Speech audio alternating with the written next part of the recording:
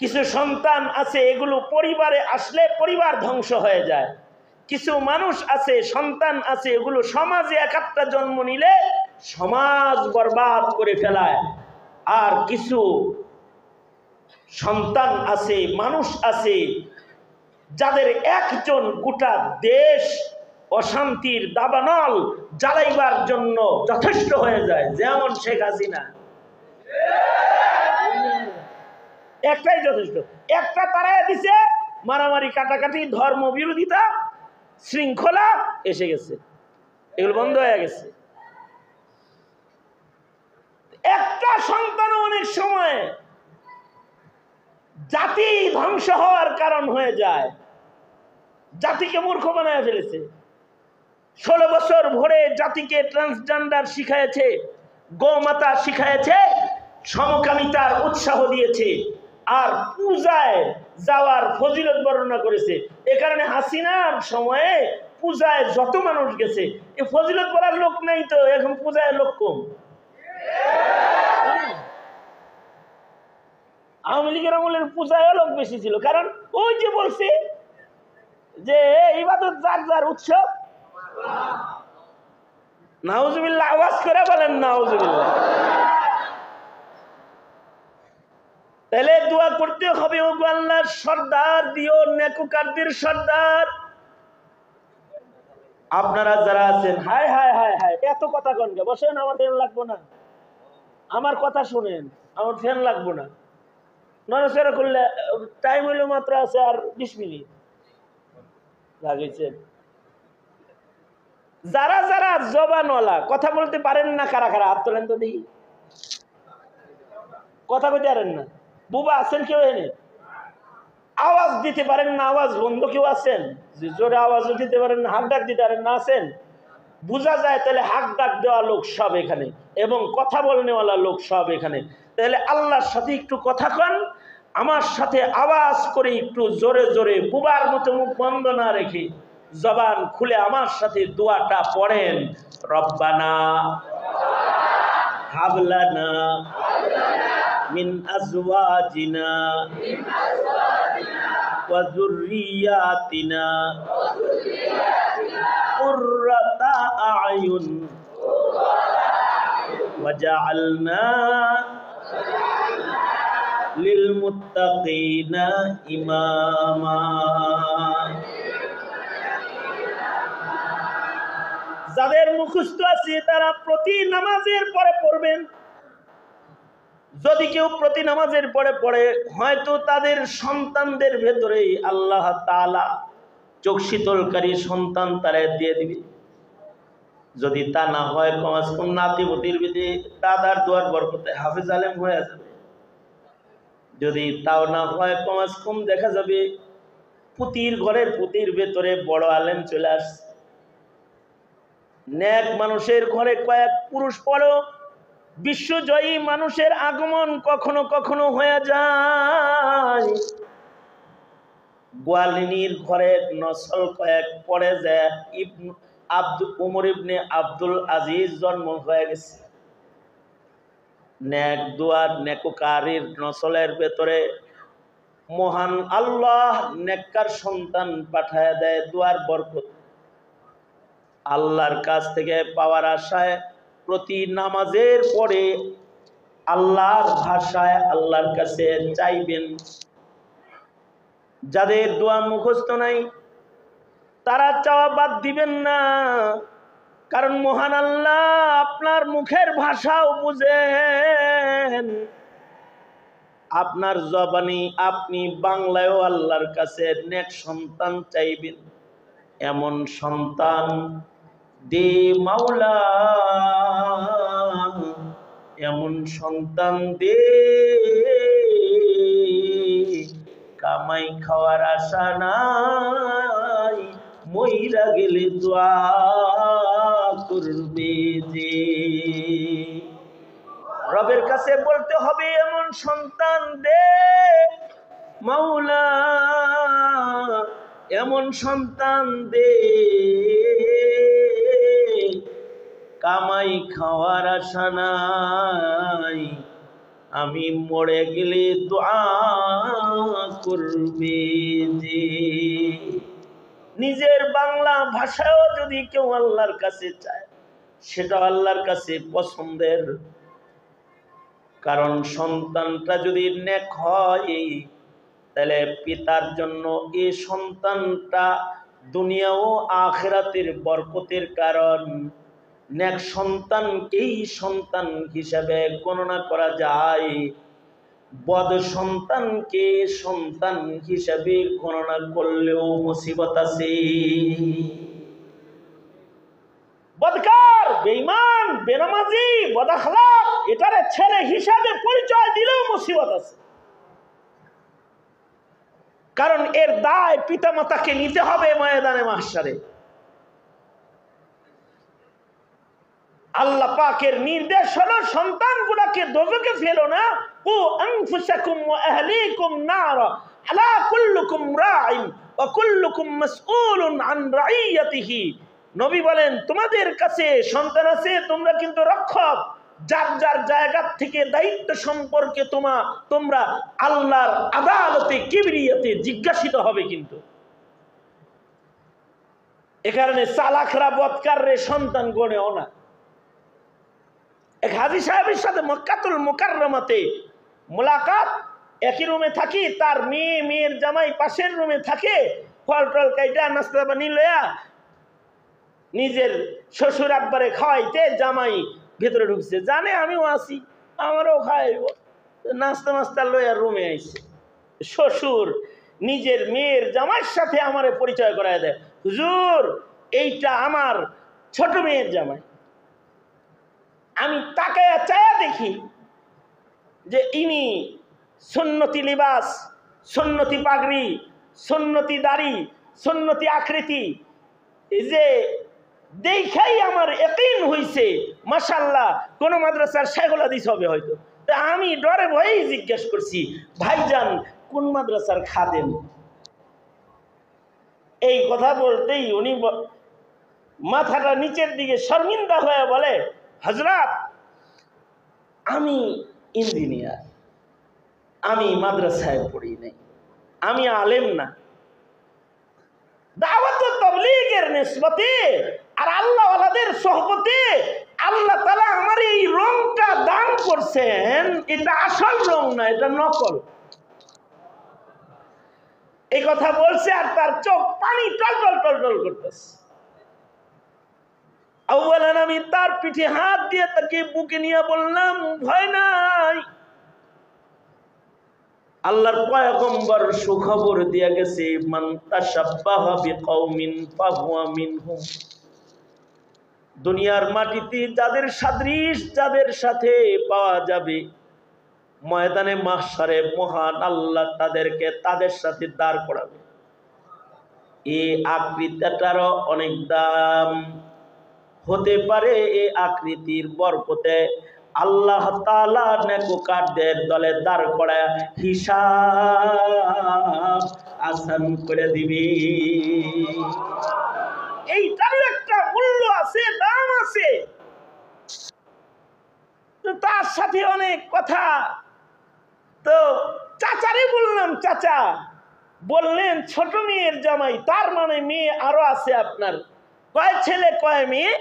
চাচায় কয় 2 ছেলে 2 মেয়ে।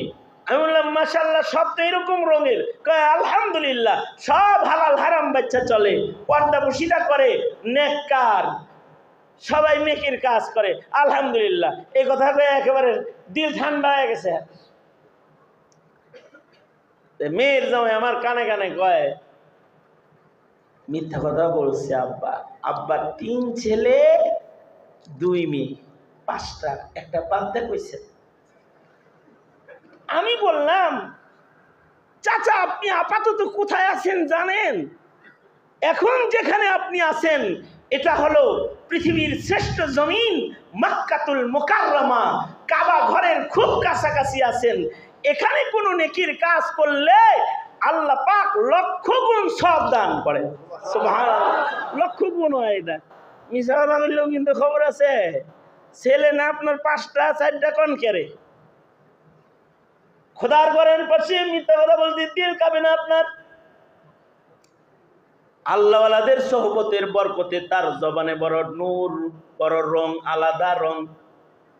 সে বলে আপনাদের মুখে শুনেছি নূহ পয়গম্বর যখন নিজের ছেলেটারে ডাকতেছিল, ও আমার ছেলে যাস না, আয় আয় নৌকায় চর, আমি আল্লাহর পয়গম্বর, আযাব আসতেছি কিন্তু প্লাবন আসতেছি, ডুবে মরে যাবি।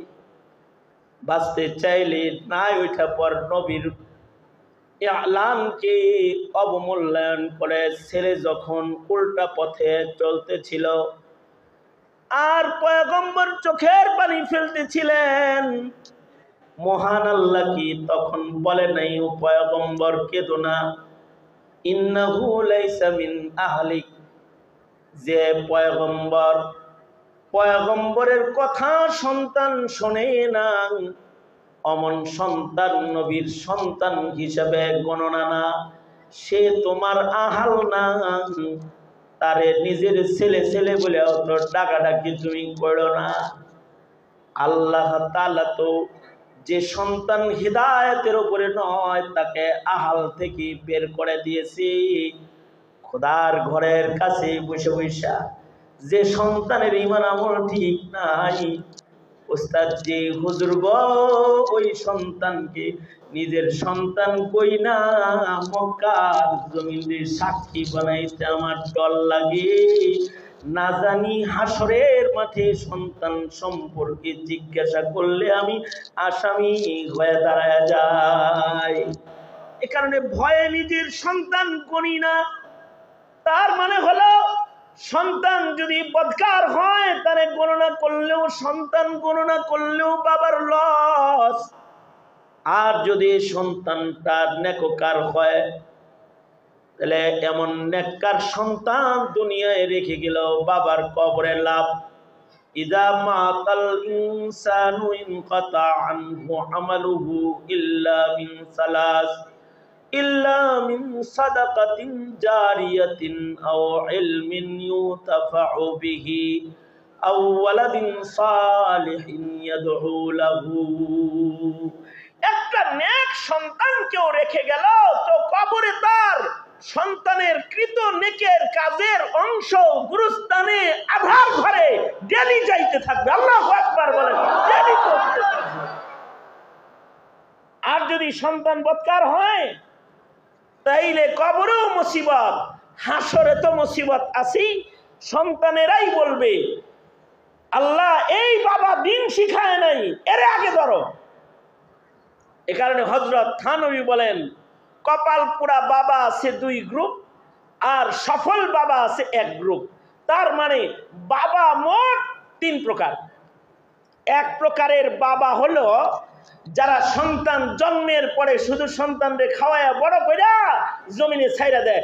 এটা কি গাঞ্জুটি হইল নাকি বাবাখর হইল নাকি ইয়াবাখর হইল, বাপের এটা খেয়াল করে দেখার সৌভাগ্য হয় না। আছে না নাই? কথা কান আছে না নাই? এরা হলো সমাজের ও আল্লাহর কাছেও সর্বনিকৃষ্ট ধিকৃত পিতার গোষ্ঠী। আর আরেক প্রকারের নিকৃষ্ট পিতা হলো যারা সন্তানদেরকে শুধু ভরণ পোষণ লালন পালন করে না, শিক্ষাও দেয়, মগর শিক্ষাটা সুশিক্ষা দেয় না, তাদেরকে কুশিক্ষা দিয়ে দেয়। বহু সন্তান এমন আছে পিতা খ্রিস্টানদের স্কুলে ভর্তি করে খ্রিস্টান বানায় লাইছে। সন্তানকে বিদেশের ডিগ্রিধারী শিক্ষিত বানাইতে বিদেশ পাঠায় খ্রিস্টান বিয়া করাইছে, যেমন আমাদের সাবেক প্রধানমন্ত্রীও তাদের ভিতরে একজন। সন্তানকে শিক্ষিত বানাইছে কিন্তু হালাল হারামের তমিজ বুঝাইল না, জায়েজ না জায়েজ বুঝাইল না। শিক্ষিত বানালো কেউ সন্তানকে, সন্তানকে খাওয়াইছে, পড়াইছে, শিখাইছে কিন্তু সুশিক্ষা শিখায় নাই, তাকে কুশিক্ষা শিখাইছে। এমন শিক্ষিত সন্তানগুলাও সমাজের ও পিতামাতা ও দেশের কারোর জন্য উপকারী হয় না। এগুলো শিক্ষিত হওয়ার পরেও এগুলোই হয় সমাজের শিক্ষিত শয়তান, শিক্ষিত চোর, শিক্ষিত ডাকাত, শিক্ষিত শিক্ষিত জালেম, শিক্ষিত মুনাফিক, শিক্ষিত বেঈমান, শিক্ষিত বেঈমান এগুলো। আর সফল পিতা হলো তারা যারা তাদের সন্তানকে জায়েজ না জায়েজ শিখায়, ভালো মন্দ শিখায়, মা বাবার খেদমত শিখায়, জনতার খেদমত শিখায়, মুআমালাত শিখায়, মুআশারাত শিখায়। এরা হায়াতে বাবা মার চোখ শীতল করে আলায়, কবরে গেলে বাবা মার কবর আলোকিত করে ফেলায়, ময়দানে মাহশারে এরা শাফাআতকারী হয়ে বলবে, আল্লাহ বাবা মাকে দাও, তাছাড়া তোমার জান্নাত আমি নেব না, আল্লাহ নেব না, এদের দাও আমার সাথে। এটা হাসরের মাঠে দাঁড়ায় বলবে। এই কথাটা আপনাদেরকে বুঝাইতে ছোট্ট 2 মিনিটের একটি বর্ণনা পত্রিকার ভাষা আপনাদের মাঝে পেশ করে আমি আমার আলোচনা শেষ করব। সৌদি আরবের রিয়াদ শহরে একটা দৈনিক পত্রিকা বের হয়। পত্রিকাটার নাম হলো আর রিয়াদ। পত্রিকাটার নাম কি? আর রিয়াদ পত্রিকা। এই আর রিয়াদ পত্রিকায় একবার এক সাক্ষাৎকার এসেছে, বিচারপতির সাক্ষাৎকার। এই পত্রিকার বিচারপতির সাক্ষাৎকার পড়ে গোটা সৌদি আরব কেঁদেছে। বিচারপতি সাক্ষাৎকার দিয়েছে, গতকালকে আমাকে একটা বিচার বড় কাঁদাইছে। কেমন বিচার? যে বড় ভাই ছোট ভাই ঝগড়া লাগছে, ছোট ভাই বড় ভাইয়ের নামে আদালতে মামলা দিচ্ছে। আমাদের দেশের ছোট ভাইরা বড় ভাইদের নামে মামলা দিলে মামলা দেয়। মহামান্য আদালত আমার বড় ভাই ঘুমের বড়ি খাওয়া আমার বাবা মার টিপ লয়া জমিন লেগেছে।